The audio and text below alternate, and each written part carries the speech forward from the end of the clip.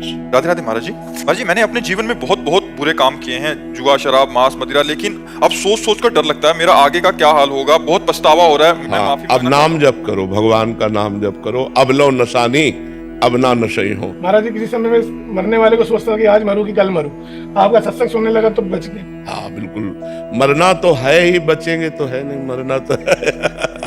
पर हम मरे तो ऐसे मरे कि हमारा मरना महोत्सव हो जाए, मृत्यु हमारा महोत्सव बन जाए। भगवान का नाम हमारे मुख में हो, हृदय में भगवान का ध्यान हो, हमारा शरीर छूट रहा हो, ये मृत्यु महोत्सव हो गई। तो नाम जप करो। गलतियां आपसे ही नहीं सबसे हो जाती हैं, लेकिन बार बार गलतियों को दोहराना ये ठीक बात नहीं है। एक बार हमने जान लिया कि ये गलती है, अब उसे दोबारा हम ना करें। जो पाप कर्म हम जानते हैं कि ये पाप कर्म है, हम उनका दोबारा कभी अपने जीवन में प्रवेश न होने दें और भगवान का नाम जप करें तो ठीक हो जाओगे, ठीक हो जाओगे, सारे पाप नष्ट हो जाएंगे। नाम संकीर्तनम यस्य सर्व पाप प्रणाशनम। भगवान का नाम जप, भगवान का नाम कीर्तन, ये समस्त पापों का नाम। आपका सत्संग सुनने लगा हूं तब से कुछ भी नहीं करता। हाँ बिल्कुल, आनंदित रहो।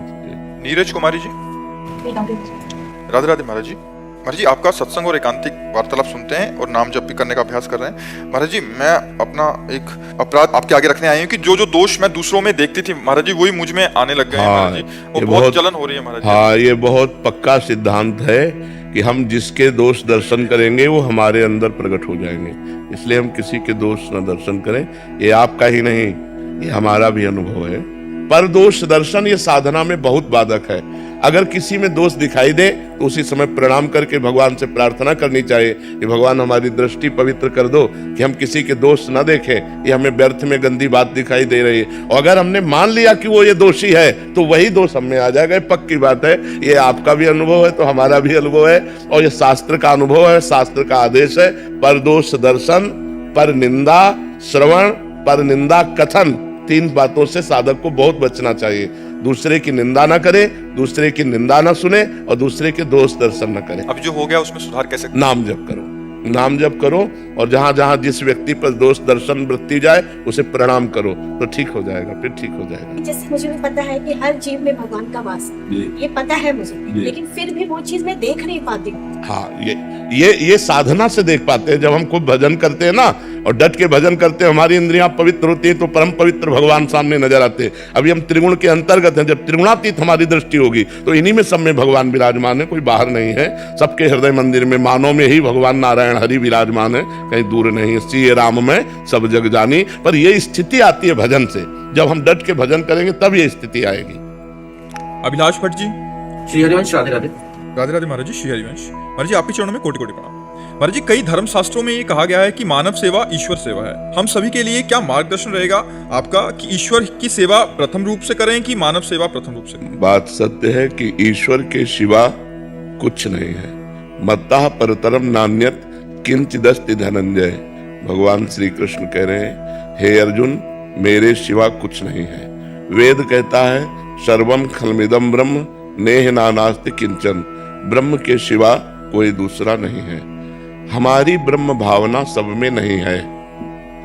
कहीं स्त्री है, कहीं पुरुष है, कहीं जड़ है, कहीं चैतन्य है, कहीं उत्तम है, कहीं अधम है। यही हमें अपनी दृष्टि सुधारनी है। हम मानव को मानव मानकर सेवा करेंगे तो पुण्य मिलेगा। अगर मानव को भगवान मानकर सेवा करेंगे तो उपासना बनेगी, अध्यात्म पुष्ट होगा। अध्यात्म पुष्ट होने से मोक्ष होता है, पुण्य होने से बंधन होता है। पुण्य का बंधन है, पुण्य का बंधन सुख भोग है, पाप का बंधन दुख भोग है।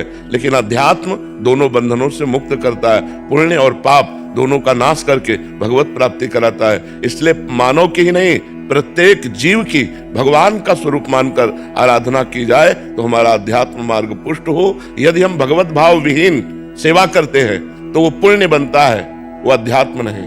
तो इसलिए हम हर जीव में, चराचर में, जड़ चेतन जग जीव जत सकल राम मैं जानी। बंदों सबके पद कमल सदा जोरी जुग पान। उपासक वही है, अध्यात्मवान वही है जो चराचर जगत में भगवान को देखता है, जो शरीरों को देखता है, स्वभाव को देखता है, कर्मों को देखता है, गुण दोष को देखता है। वो अविवेकी है। विवेकी तत्व दृष्टि रखता है, ये पार्थिव दृष्टि नहीं। जी। स्वामी सर्वानंद जी, हरिद्वार से।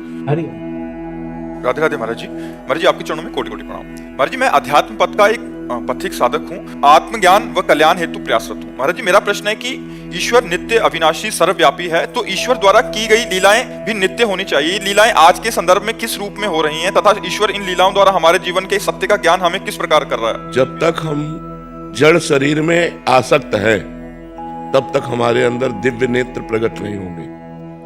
हमारे 3 नेत्र हैं। ये जो 2 नेत्र हैं ये केवल पार्थिव त्रिगुणात्मिका माया के द्वारा रचे हुए दृश्य को देख सकते हैं। बुद्धि में जो ज्ञान नेत्र होते हैं उनसे आत्म स्वरूप का साक्षात्कार होता है, और मन में जो प्रेम नेत्र होते हैं उनसे भगवान की दिव्य लीलाओं का दर्शन होता है। जैसे स्वप्न में होने पर हमें जागृत अवस्था का भान बिल्कुल नहीं रहता कि एक स्थूल शरीर सैया पे पड़ा हुआ है। जागृत जगत का विस्मरण स्वप्न में जैसे हो जाता है, ऐसे जागृत में मोहाविष्ट होने के कारण दिव्यता का विस्मरण है। दिव्यता अपरिहित है, हमें कहीं नहीं दिखाई दे रही, और वो यही हो रही है। जैसे वृंदावन धाम है, दिव्य लीला क्षेत्र है, यहाँ भगवान की दिव्य लीला हो रही, पर ना वो हमारे अंदर ज्ञान है ना हमारे अंदर दृष्टि है जिससे हमका वो अनुभव हो। जैसे विज्ञान के द्वारा पार्थिव शरीर के ढांचे का एक्सरा हो सकता है, सूक्ष्म शरीर का नहीं। आज तक कितना भी बढ़ गया हो विज्ञान कि मन का एक्सरा कर लो, कि बुद्धि का, कि चित्त का, कि अहम का, इसका नहीं हो सकता। ऐसे ही हमारे जो यंत्र मन बुद्धि चित्त है, सूक्ष्म शरीर है, वो माया ग्रसित है, वो मलिन है। इसलिए भगवान की दिव्य लीला जो शाश्वत है, नित्य है, निरंतर है, वो हमें अनुभव में नहीं आ रही। उसके लिए हमें साधना चाहिए, हमें अपने मानस नेत्र खोलने होंगे, हमें अपने ज्ञान नेत्र खोलने होंगे, तब हम देख पाएंगे। जैसे भगवान के विराट स्वरूप को देखने के लिए अर्जुन साथ रहते हुए भी असमर्थ थे। जब भगवान ने उनको दिव्य चक्षु प्रदान किए तब भगवान के विराट रूप को देख पाए। ऐसे ही भगवान की दिव्य जो प्रेममयी लीला है, जो भगवान की सच्चिदानंदमयी लीला है, उसके लिए हमें सच्चिदानंद नेत्र चाहिए, पार्थिव नहीं। तो हमें साधना करनी पड़ेगी, और भगवान कृपा करें, गुरुदेव कृपा करें, हमारे अज्ञान चक्षुओं का नाश करके इनमें ज्ञान चक्षु खोलें, तो हम भगवान की दिव्य लीला देख पा रहे हैं। अभी हम भगवान की त्रिगुण लीला देख पा रहे हैं। जिनकी क्षमता है नेत्रों की, वो त्रिगुण लीला, त्रिगुणातीत लीला अभी नहीं। उसके लिए हमारे अंदर साधना के द्वारा नेत्र खुलेंगे, तब देख पाएंगे। महाराज जी, अंदर के नेत्र खुलने पे हम इन्हीं चक्षुओं से देखते हैं। अंदर के नेत्रों का प्रकाश होता है, और गोलक यही होते हैं, नेत्र गोलक यही होते हैं। और लेकिन त्रिगुणात्मिका माया का प्रभाव हट जाता है और सच्चिदानंद प्रभाव दिखाई देने लगता है, तभी तो फिर जड़ चैतन्य नहीं दिखाई देता। गोपी जन देख रहे, जित देखूं तित श्याममयी है। उनकी जिधर दृष्टि जाती है उन्हें अपने श्याम सुंदर दिखाई दे। रूप छके घूमत रहे, तन को तनिक न भान, नारायण दृग जल बहे, यह है प्रेम पहचान। भगवान का रूप नेत्र में समा गया, तो जिधर देखता है उसे भगवान ही भगवान दिखाई देते। भगवान के सिवा कुछ अनुभव में नहीं आता। अभी हमें भगवान नहीं दिखाई देते और सब कुछ दिखाई देता है, क्योंकि हमारे नेत्र त्रिगुण के अंतर्गत है। अभी त्रिगुणातीत नेत्र नहीं खुले। जब त्रिगुणातीत नेत्र खुलेंगे तो हमें भगवत साक्षात्कार हो जाएगा। कविता जी पुणे से। राधे राधे महाराज जी। महाराज जी, हम पति पत्नी को अनुभव होता है कि सच्चा प्रेम किसी के शरीर से नहीं बल्कि उसके स्वभाव से होता है। नहीं, स्वभाव से भी नहीं। स्वभाव भी मायाकृत है, कारण शरीर का नाम स्वभाव है। आत्मा से सच्चा प्रेम आत्मा से होता है, और सब लोग करते हैं। क्योंकि जब आत्मा शरीर से अंतर ध्यान हो जाती है तो हम शरीर को फूंक देते हैं, शरीर को गाड़ देते हैं। तो अनजाने में भी हम आत्मस्वरूप भगवान से ही प्यार करते हैं। यद्यपि हमें ज्ञान नहीं है, हम उसको नहीं जानते जिससे प्यार करते हैं। जिससे प्यार करते हैं उसके शरीर से प्यार करते हैं, उसके गुणों से प्रभावित होते हैं हम, लेकिन आत्म तत्व से नहीं। और अनजाने में, मूल में देखो तो हम आत्म तत्व से ही प्यार करते हैं। क्योंकि जब वो आत्मा अंतर्हित हो जाती है तो हम उसके शरीर का नाश कर देते हैं, जिस शरीर को प्यार कर रहे थे, जिस शरीर को दुलार कर रहे थे।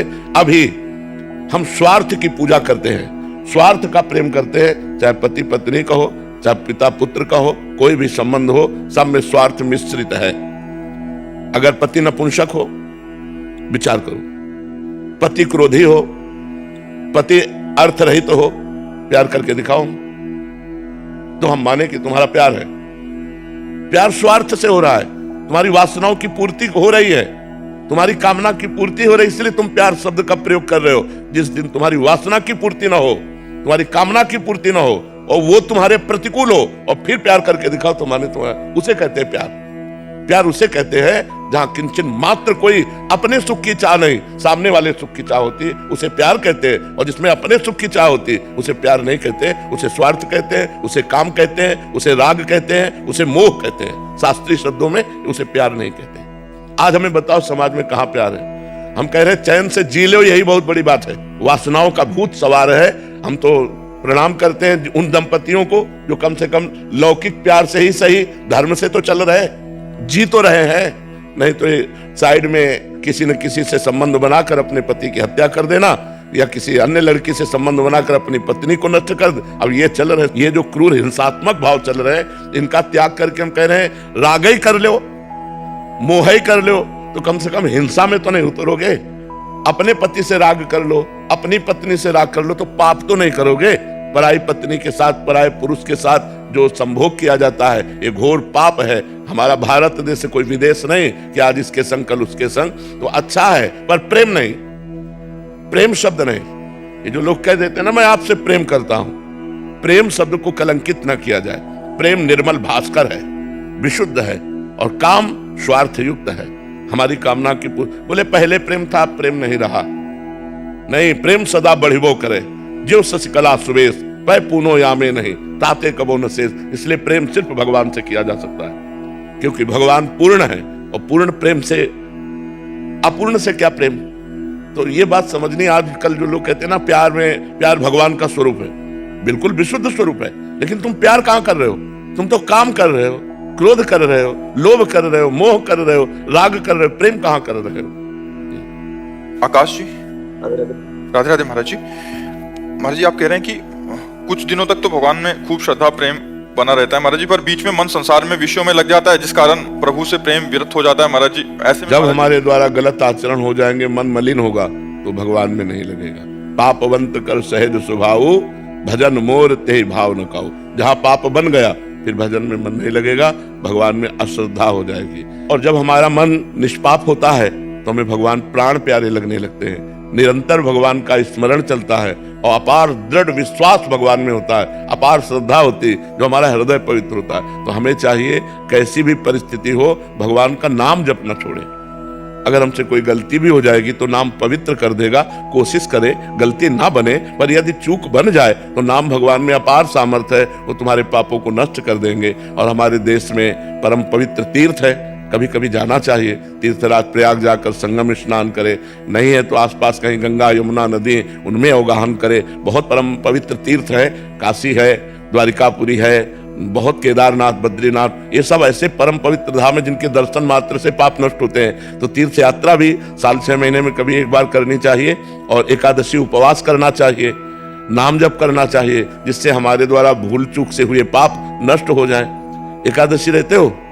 रहता था प्रभु, अभी नहीं, अब आज से नियम से, ऐसा नहीं कि कभी रहे कभी नहीं। ये सब करना चाहिए, क्योंकि हमारे द्वारा कुछ न कुछ पाप हो ही जाते हैं, तो ये सब भस्म हो जाते हैं। जैसे व्रत उपवास किए ना, उससे पाप नष्ट होते हैं। तीर्थ अवगाहन के, स्नान किए, उससे। ये पिकनिक मनाने वाला तीर्थ ऐसे नहीं कि तीर्थों में गए, होटल बुक कर लिए, मनमानी पापाचरण किए, मनमानी खान पान, ऐसे नहीं। एक दिन उपवास करो और तीर्थों में जाकर स्नान करो, वहां के नियमों को समझो कि यहाँ कैसे, वहां पवित्रता का कोई कार्य मत करो। संसार में पाप किया तो तीर्थों में नष्ट हो जाएगा, और तीर्थों में पाप करोगे तो कहां नष्ट होगा। इसलिए बहुत सावधान रहना चाहिए। श्रेया स्वामी जी, गुड़गांव से। राधे राधे। राधे राधे महाराज जी। महाराज जी, मैं अपने भीतर की नकारात्मक भावनाओं व द्वेष से मुक्त होना चाहती हूँ। मैं पूरी ईमानदारी से प्रयास करती हूँ, पर कभी कभी मन फिर से असंतुलित हो जाता है। कृपया मार्गदर्शन करें, आंतरिक शांति और सकारात्मकता कैसे पाई जाए? नाम नाम, भगवान का जितना नाम जप करेंगे तो भारी से भारी प्रतिकूलता में भी हम आनंदित रहेंगे। नकारात्मक सोच मलिन मन के द्वारा होती है, पहले इसका चिंतन करो, हमारी बात को समझो। जितना हमारा मन मलिन होगा उतना ही नकारात्मक सोच होगी। आजकल जो डिप्रेशन बढ़ रहा है ना लोगों का, वो मलिन मन के कारण, पाप कर्म के कारण। अगर हमारे शरीर से पाप कर्म होंगे या पाप कर्म हुए हैं तो हमें निगेटिव सोच में डालकर वो हमें चिंता, भय, उद्वेग, अशांति ये प्रदान करेंगे। यदि हम नाम जप करें तो नाम जप के द्वारा हम सारे पापों को नष्ट कर सकते हैं, और जब पाप नष्ट हो जाएंगे तो हमारी पॉजिटिव सोच हो जाएगी, सकारात्मक सोच हो जाएगी। जैसे देखो कष्ट है तो लग रहा है भगवान की बड़ी कृपा है, हमारे जन्म जन्म के पाप नष्ट हो रहे हैं, हमारे ऊपर भगवान बहुत प्रसन्न है, हमारा अंतिम जन्म है, हम अपने भगवान के पास जाएंगे। अब हमारी सोच अगर अभी नकारात्मक हो जाए तो अभी हम परेशान हो जाए, और सकारात्मक है तो हम प्रसन्न हैं। शरीर कष्ट में है, हम प्रसन्न हैं। ऐसे ही प्रतिकूल परिस्थिति में, विपत्ति में, अपमान में, धन हानि में, जन हानि में यदि हम भगवान का भजन करते हैं तो हमारी सोच पॉजिटिव हो जाएगी, सकारात्मक हो जाएगी, तो हमारे ऊपर कोई विपत्ति, कोई दुख हावी नहीं होगा। और यदि हम नकारात्मक सोच वाले बने तो धन है, सुख सुविधा है, शरीर स्वस्थ है, पर सोच सही नहीं है तो हम जल रहे हैं, हम चिंता उद्विग्न भय से प्राप्त हो रहे हैं। तो हमें चाहिए डट के नाम जप करो, राधा राधा राधा राधा, कृष्ण कृष्ण कृष्ण कृष्ण। आप देखो आपका हृदय कितना आनंदित होता है। और बिना नाम जप के आपका प्रयास ही क्या होगा, मन पर क्या प्रयास कर सकते हो? नाम जप नहीं है तो आपका अधूरा प्रयास है, और नाम जप है तो आपका पूरा प्रयास है, और आप सफल होंगे, मंगल होगा, आनंद बढ़ेगा, चिंता शोक नष्ट होंगे। इसलिए नाम जप करो, नाम जप के बिना शांति नहीं मिलेगी। रवि कुमार कौशिक जी, जी राधे राधे महाराज जी। महाराज जी, आपके सत्संग सुनकर हमें ये पता चला कि हमें भगवान से कुछ भी इच्छा या नहीं करनी चाहिए या कुछ मांगना नहीं चाहिए, प्रभु की इच्छा पे ही छोड़ देना चाहिए। परंतु यदि माता पिता बोलते हैं कि पूजा करते हैं, मंदिर जाते वक्त ये मांग लो और या ये इच्छा पूर्ति के लिए अनुष्ठान करवाते हैं, तो हमें महाराज जी उस समय क्या करना चाहिए? जी हाँ जी जी, तर्क वितर्क नहीं करना। अपने अंदर के भाव को भगवान जानते हैं, अपने को भगवान से प्रगट में यही कहना कि जे विधि हो ये नाथ हित मोरा, करो शुभेग दास में तोरा। जिस तरह से मेरा परम कल्याण हो, जिस तरह से मैं आपको प्रेम कर सकूं, जिस तरह से मैं आपका भजन कर सकूं, अच्छे आचरण में चल सकूं, ये भगवान वही कृपा करना। अंदर की बात, बाहर से कोई कहे ऐसे करो, वहां कर देते हैं, क्योंकि वो माता पिता हैं। हम विरोध नहीं करते, विरोध भक्ति नहीं सिखाती, झगड़ा भक्ति नहीं सिखाती, भक्ति प्रेम सिखाती है। भक्ति सबसे प्रेम करो, सबको आनंद प्रदान करो, और स्वयं में सुरक्षित रहो। स्वयं किसी के प्रेम और आसक्ति में फंसकर गलत आचरण मत करो। समझ पा रहे हो आप? कभी कभी क्रोध हो जाता है। हाँ, यही इसीलिए कह रहा हूँ कि अंदर से अपने भाव रखो और बाहर से जैसा वो कह रहे हैं वैसा करो, क्योंकि पाप कर्म नहीं कह रहे, पुण्य कर्म कह रहे हैं। जी हाँ, अपना ज्ञान मत उनको दो, अपनी भावना उनको व्यक्त मत करो, उनकी भावना में सपोर्ट कर दो, और भगवान से अपनी भावना, तो भगवान आपके अंतर की बात जानते हैं, तो आपकी हानि नहीं होगी, आपको क्रोध नहीं आएगा और बढ़िया व्यवहार चल जाएगा। ब्रजेश शास्त्री जी, राधे राधे। राधे राधे महाराज जी। महाराज जी, मेरी उम्र 70 साल है, संघर्ष और भगवत भजन से संसार के महत्वपूर्ण जवाबदारी पूर्ण कर ली है महाराज जी, पर अभी बच्चों के भविष्य को लेकर बहुत भयग्रस्त हूँ और चिंता होती है महाराज जी। ऐसे में अपने आप को कैसे संभाले महाराज जी? राम कृष्ण हरि विठ्ठल हो, जो भगवान का नाम प्रिय लगे जपो, उसी से बच्चों का भी भविष्य उज्जवल हो जाएगा। भजन के बल से सब ठीक हो जाता है। अगर भजन बल नहीं तो रुपया का बल प्रयोग नहीं होगा, रुपया का बल काम नहीं करेगा। बड़े बड़े खूब वैभव कमाया अपने बच्चों के लिए, और बच्चे अफीम और ड्रग्स इन गंदी बातों में उतर गए। तो अगर हम बच्चों को अच्छे चरित्र दे पावे, अच्छे आचरण दे पावे, तो ये बच्चों का उज्जवल भविष्य करेंगे। यदि हम भजन करें और अपने बच्चों को दें तो बच्चों का भविष्य उज्जवल हो जाएगा, रुपये से नहीं होगा। रुपये से भविष्य उज्जवल नहीं होता। अगर बच्चा आचरण ठीक है, पढ़ा लिखा है, वो कमा लेगा। आचरणहीन है और खूब रुपया जमा किए हो, वो सब नष्ट कर देगा। तो आप ज्यादा बच्चों की चिंता न करें, भगवान की चिंता करें, और वो भजन जो भजन करते हो वो बच्चों को दे दे तो उनकी बुद्धि शुद्ध होगी, उनका भविष्य उज्जवल होगा। समझ पा रहे आप? राधे राधे महाराज जी, प्रणाम महाराज जी। किसी अन्य के प्रति आकर्षण होने से हम अपने पथ से भटक गए। जो थोड़ा थोड़ा नाम जप भी करते थे, नियम पालन करते थे, वो सब छूट गया महाराज जी। मैं फिर से नई शुरुआत करना चाहती हूँ। हमें लगता है यदि नाम जप करो सही ढंग से तो हमें तो कोई आज तक आकर्षणकारी लगा ही नहीं। यदि हमें कृष्ण का आकर्षण है तो ये पार्थिव मरे हुए शरीर के आकर्षित कर सकते हैं। इन शरीरों में आकर्षण होकर के अपने धर्म से भ्रष्ट हो जाना, हमें लगता है हम सच्चे भगवान के भजन करने वाले नहीं हैं। अगर सच्चे भगवान के भजन करने वाले हैं, जो कृष्ण संपूर्ण जगत का स्वामी है, जो सौंदर्य माधुर्य समुद्र है, उस प्रभु से हट करके हम गलत मार्ग के लिए किसी स्त्री पुरुष के आकर्षण में फंस जाएं, ये तो हमारी समझ में नहीं आता। कौन सुंदर है यहाँ? सुंदर तो प्रिया जो है, सुंदर तो लाल जो है। देखो माई सुंदरता की सीमा, कोटि काम मूर्छित हो जाए जिनकी एक मुस्कान में, ऐसे सुंदर लाल जो है श्री कृष्ण है। और ऐसे श्री कृष्ण जिस सुंदरता में आसक्त है वो प्रिया जो है। ऐसे जुगल सरकार को छोड़कर यार कहाँ कोई सुंदर है? अपने मन को संभालो, यहाँ कहीं कोई सुंदर नहीं है और कहीं कोई सुख नहीं है। कुछ सुंदर नहीं, चमड़ी की केवल सुंदरता है, और क्या सुंदरता है? चमड़ी से फंसा करके हमारे जीवन को नष्ट किया जा रहा है। और क्या है? अब बताओ, हाल हमारे क्या है? मिलता क्या है? हम फंसते कहां से, मिलता क्या है? त्रिविधम नरकस्येदम द्वारम नासन मात्मनः कामः क्रोधा तथा लोभा तस्मा दैत्रेयम त्यजेत। भगवान के मार्ग के यदि पथिक हो तो सिंह की तरह जियो। कोई मुस्कुरा रहा है तो मुस्कुराहट में फंस रहे, हम उसकी मुस्कुराहट में हैं जो वैकुंठ का द्वार खोलेगा, जो निकुंज का द्वार खोलेगा, जो साकेत का द्वार खोलेगा। ऐसे सिंह की तरह चलना चाहिए, नहीं ऐसे चले जा रहे हैं। आजकल तो बॉयफ्रेंड ब्रेकअप, गर्लफ्रेंड ब्रेकअप, सब अपनी जिंदगी को बर्बाद कर रहे हैं, सब चरित्रहीन हो रहे हैं। तभी तो देखो ना, पत्नी किसी की, मित्रता किसी से, पति किसी का, और पकड़ा किसी से जा रहा है। ये सब क्या चरित्र हो रहे हैं? ये सब लाठी खाने वाले आचरण है। इनको जीवन को सुधारने का रास्ता नहीं मिला तो अपने जीवन को नष्ट कर रहे हैं। ये जो आजकल चला है ना, गर्लफ्रेंड बॉयफ्रेंड, ये आकर्षण वो आकर्षण, लिव इन रिलेशन, ये सब नाश करने वाला है, धर्म का नाश करने वाला है। ये धर्म का नाश हो रहा है। ये कहां से पवित्र चरित्र होंगे इनके?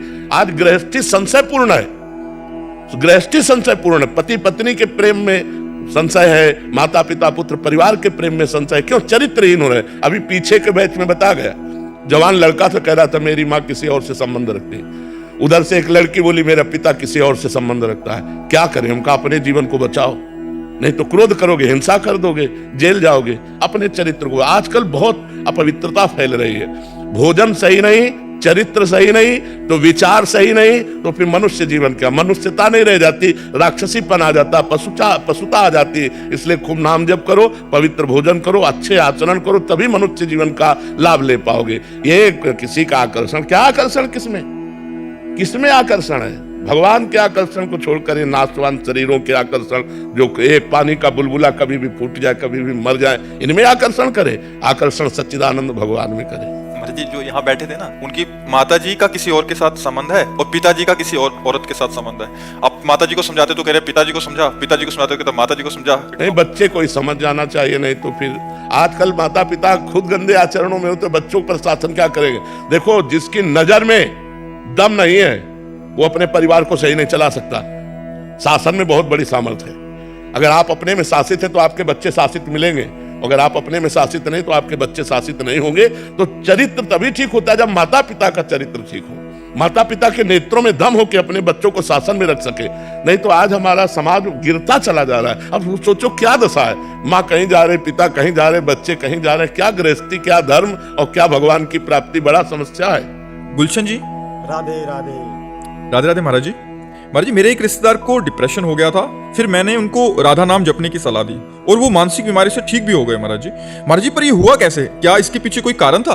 हाँ, जब हम नाम जप करते हैं तो पाप नष्ट होता है, और जब पाप नष्ट होता है तो बुद्धि शुद्ध होती है। जब बुद्धि शुद्ध होती है तो डिप्रेशन खत्म हो जाता है। डिप्रेशन होता है ओवर थिंकिंग, नकारात्मक सोच, दो बातें, ओवर थिंकिंग और नकारात्मक सोच से ही डिप्रेशन होता है। कहीं ऐसा ना हो जाए, कहीं ऐसा ना हो जाए, कहीं वो डूबते डूबते एकदम निर्णय करने के लायक नहीं रहता, तो वो उसी में डूबा रहता है। अब वो राधा राधा राधा तो ओवर थिंकिंग बची, और राधा नाम उसके पाप को नष्ट कर रहा है, तो नकारात्मक सोच सकारात्मक आ गई, वो डिप्रेशन से बच गए। हर दुख से बचने का उपाय राधा नाम है। हर दुख से आप जप करके तो देखो, पाप कर्म मत करो, शराब मत पियो, मांस मत खाओ, पराई बहन बेटियों से गंदा संबंध मत रखो, नाम जप करो, देखो आनंद आ जाएगा।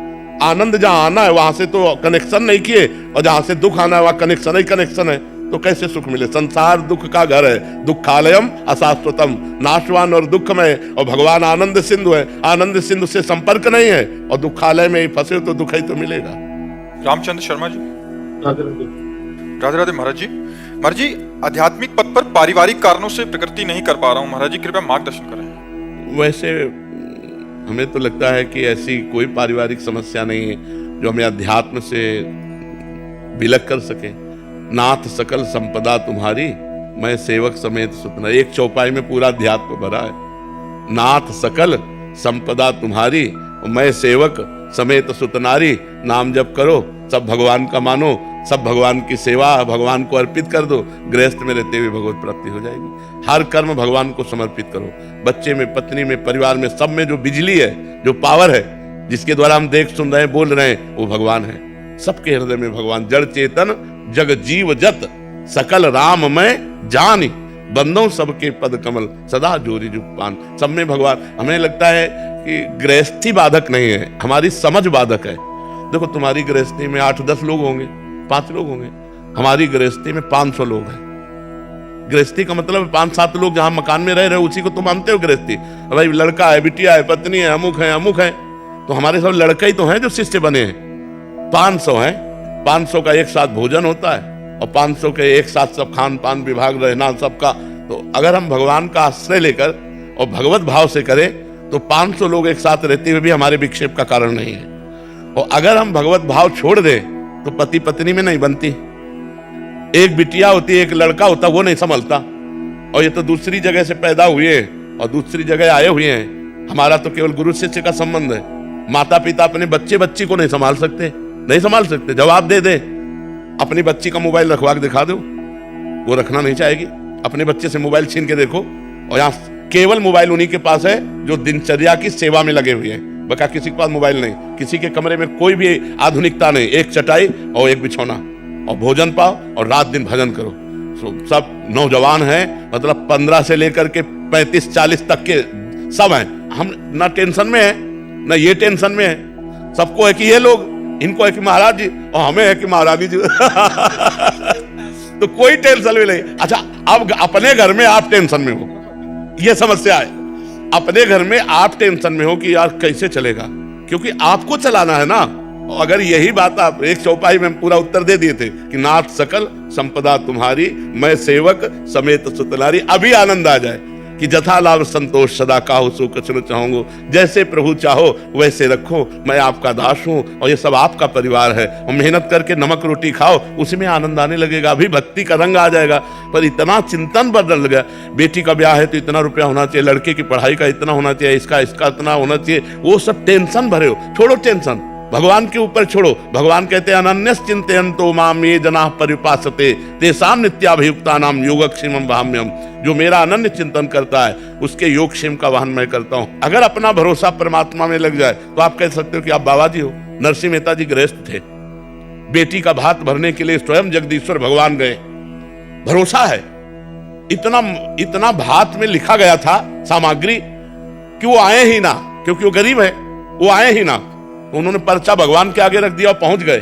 तो द्वारिकाधीश गाड़ियों से लद करके जितने पर्चे लिखे थे उससे अधिक, और यहां तक कि स्वर्ण वर्षा तक भगवान ने कर दी। तो हमें भरोसा होना चाहिए, वो कहानियां ही नहीं है, वो हम अपने जीवन में देख रहे हैं, अपने जीवन में देख रहे हैं। जहां हम मांग करके खाते तो कई दिन भूखे रहते, पर आज भगवान के भरोसे में तो 500 लोगों की व्यवस्था होती। तो हमें लगता है गृहस्थी हमको परेशान करने वाली नहीं, हमारा चिंतन हमको परेशान कर रहा है। यदि हम ये चिंतन में भगवान का नाम बैठा लें और विश्वास कर लें तो पक्का समझ, अपने खेने का भरोसा रखोगे तो डूब सकती है, लेकिन फेंक दो हरि शरणम, अब मरूंगा भगवान मार दो, तो पक्का ऐसी लहराएगी कि नाव किनारे लगी जाएगी। जो भगवान के भरोसे हो गया, बस सबसे कठिन बात है भगवान का भरोसा होना।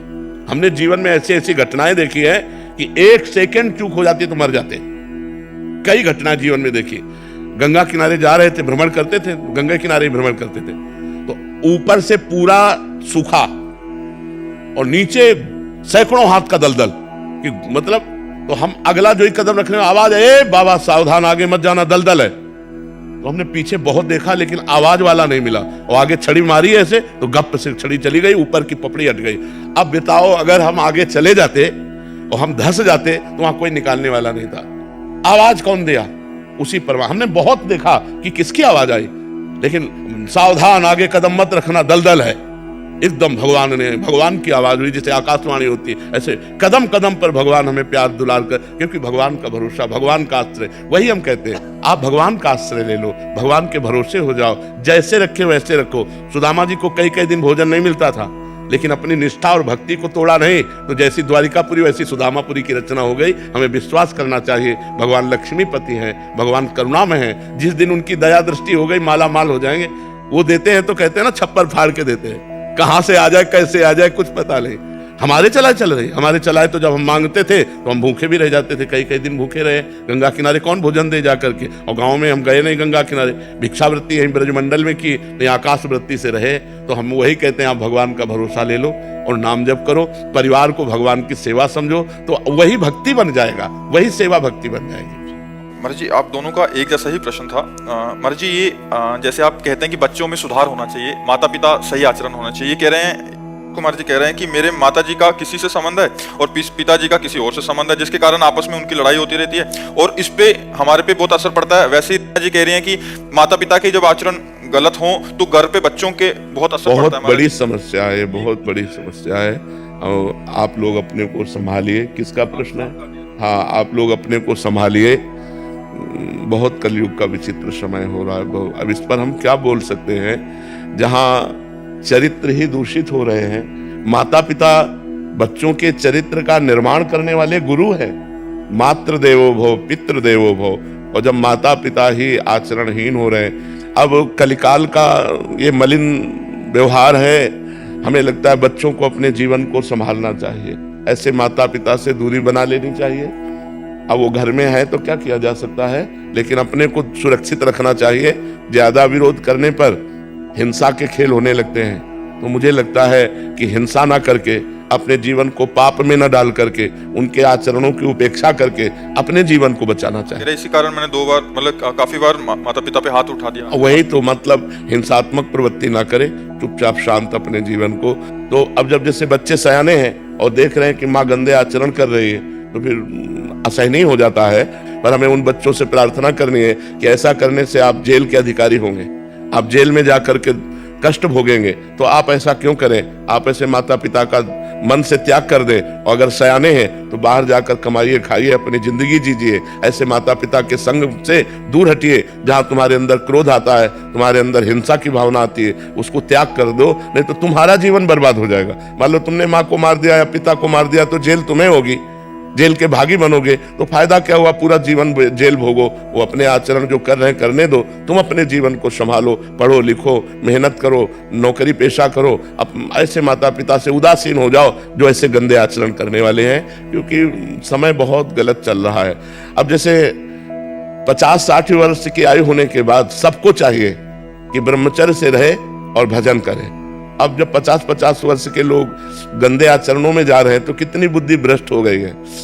22 वर्ष तक ब्रह्मचर्य रहे और उधर 50 वर्ष के बाद ब्रह्मचर्य प्रारंभ कर दे, बीच में गृहस्थाश्रम का प्रयोग करे तो वो जीवन मोक्ष का अधिकारी हो जाता है। अब 22 वर्ष के पहले ही बच्चे व्यभिचार में उतर गए, अब 50 वर्ष के बाद वाले व्यभिचार में, तो मोक्ष और परमात्मा प्राप्ति और भगवत भजन, ये तो सब बहुत दूर की बातें हो गई। तो हम बच्चों तुमसे प्रार्थना करते हैं कि तुम अपने जीवन को संभालो, कभी हाथ मत उठाना, उन्हें मारना नहीं, तुम दूर हो जाओ, नौकरी पेशा करो, व्यापार करो, अपने जीवन को जियो।